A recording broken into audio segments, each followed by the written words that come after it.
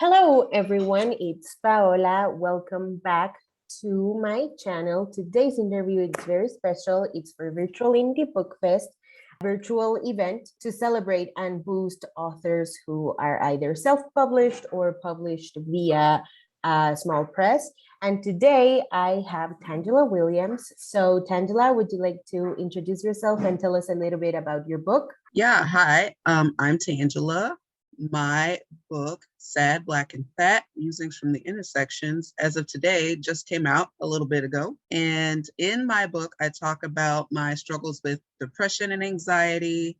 I talk about being Black in America, and I talk about my weight loss journey over the past 3 or 4 years now. So you should definitely check that out. In the description down below, there will be links so that you can buy it and so that you can follow Tangela and support her. So let's get started. Tangela, why did you write Sad, Black, and Fat? The funny thing is, I didn't actually set out to write a book at all. My book started off as a series of blog posts when I was really in a dark place and I needed some kind of relief from what was going on in my head. You just got to write it all down sometimes. And so, I did that for a while. And, the pandemic gives you time to stop and sit back and reflect. And it's like, hey, I've got all this stuff sitting around. Maybe I can do something with it. So I decided to give it a shot, and I put everything together and found an indie publisher and went from there. I'm glad. The best stories always come in the most unexpected ways. So I really like that, how the story came to a full book. So in 3 words, what should readers expect from your memoir? You should expect honesty. You should expect a sense of connection, more than 3 words, sorry. That's okay. You should also expect some advice, especially in my fat section where I talk about my weight loss surgery. You can really expect a lot of advice if you decide to go through it.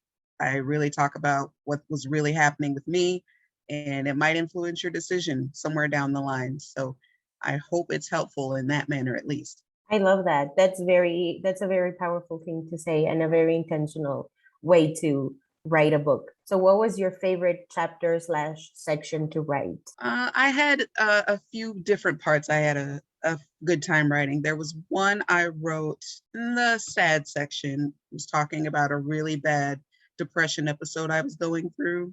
And there's a part in it where I was on the floor crying. And my son, who is autistic, he was younger at the time, he came in and I'm in the living room on the floor and he wants to play his game. So, he turns the Xbox on and he sits down next to me and rubs my back while he plays my game. And it's like, that's sweet, but thank you for trying. I appreciate it. There is actually the whole fat section. I had to really keep track of what was going on with me. So I have notes in my phone. It's like, I couldn't move today. This really hurts, and just my different misadventures with food right at the beginning, because, you get 80% of your stomach removed and you can't eat. And for some reason, you might not be expecting that. So I think my first meal after surgery was apple juice, and it was watered down apple juice at that. Yeah, those were my favorite parts to get done. Oh my God, I did not know that you couldn't eat after having that kind of surgery. Yes, ma'am. You cannot have solid food for a few more weeks, but you can't even have soft food until that second week after surgery. So even then, it's like mashed potatoes and yogurt. Yeah. Oh my God, that sounds so rough. It was rough. So this is the fill in the blanks section. The first book I loved was probably a Berenstain Bears book. When I was very small, my mom bought a bunch, in the 80s, and she read them to me all the time, and I really liked it. It's a mom and pop, and the mom bear had like her blue muumuu dress thing that she wore. It looked a lot like something my grandma had. And so that always stuck out in my head as a kid. It's like, oh, they're like my family. That's cool. I like that. That's fun. The first book I bought with my own money was... Oh, okay. Book fair. When I was in elementary school, I had earned some money doing stuff for my mom. And it was 2. I bought Sideways Stories from Wayside School by Louis Sacker, and I bought Banicula by Deborah Howe. And I think the Sideways Stories from Wayside School actually influenced the way I write, because it's each chapter in that book is like that a little episode about a certain character in the class, and or a character about the teacher. And it's just one little one-shot story with this main character, and other kids in the class are featured, but each chapter is about one kid. So I think that influenced me telling short little pieces of stories and little slice of life things. In my creative writing, I do a lot of micro and flash fiction. That's so interesting. That's so interesting to hear, and how, like, from such a young age. That's really cool. Yeah, it's still one of my favorite books. My first book idea was, in high school, I used to write a lot of poetry, and I just had this blue binder just full of loose leaf paper of stuff I've written, and I was gonna make that a book at one point. There was also a little screenplay I was trying to write in there too. It was about like a casino heist. You got to keep in mind, I was like 15. I knew nothing about heists or casinos, but it sounded really cool to write about. And that was my original idea, but I don't have that binder anymore. We had a fire at the house I grew up in, so all that's gone.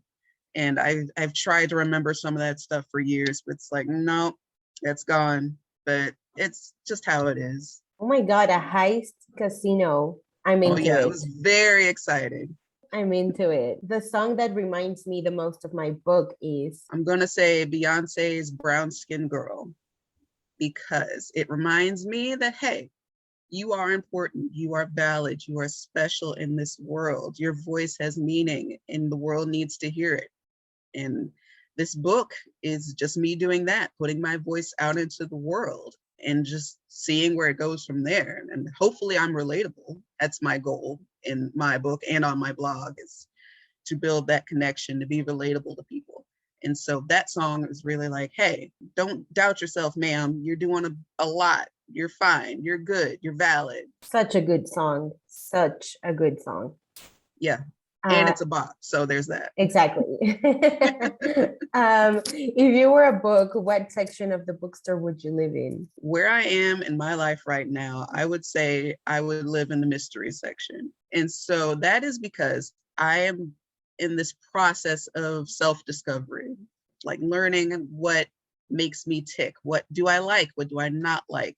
And setting firm boundaries with myself and with others. It's like, okay, I spent a lot of my life being depressed and being a doormat, basically. It's like, whatever I can say to get you out of my face as quickly as possible, then that's what we're going to do. And so I had very loose boundaries and it was miserable. And I talk about that in my book. But right now, it's like, okay, let's investigate. Let's get to the bottom of this. And it's really fun and exciting. And that's why I'd be a mystery. I like that. What's something you would like readers to take away from your memoir? I would want people to know that it's okay to go through hard times. It's normal. We've all been there, whether it's for a season in your life, whether it's been for years. Everybody's struggling with something. And this is what I've been struggling with. And I want you to know that there's hope in your struggles. You just keep going. Things turn around. Things get better. It's okay in fact, it's okay to share that you need help. It's okay to be vulnerable. And there's strength in that vulnerability. If you open yourself up, you can allow people to help you. You can build that connection. You can grow as a person. And if you never do that, if you never make any progress, if you never talk about your problems, you're going to be stuck in the same hole forever. And so I want people to realize that it's okay to reach out. It's okay to feel your feelings. That is what it boils down to. Things get better. I love that. That's a very powerful message from a very powerful book. So thank you for sharing that with us. Are there any other projects of yours that we should be excited about before we wrap up? Mostly my blog. I post every Saturday about mental health or whatever wacky adventures are going on right now. I have something I can't talk about yet going on, but it will be happening in January. I will definitely post about it on my blog and on my Twitter and Facebook accounts. And you can find me there at T Will Spann on Facebook and Twitter, IG as well. Links to all of that will be down below, so don't forget to check that out, as well as Sad, Black, and Fat by Tangela Williams-Spann. Thank you so much for joining us. I hope everybody else is enjoying Virtual Indie Book Fest. And don't forget that Virtual Indie Book Fest is not just today, but also tomorrow, Sunday, August 15th. The playlist will also be linked down below so that you can check out any panels that you missed from today. And yeah, if you haven't already and you'd like to, go ahead and hit subscribe, and we'll see you in another one. Bye. Bye-bye.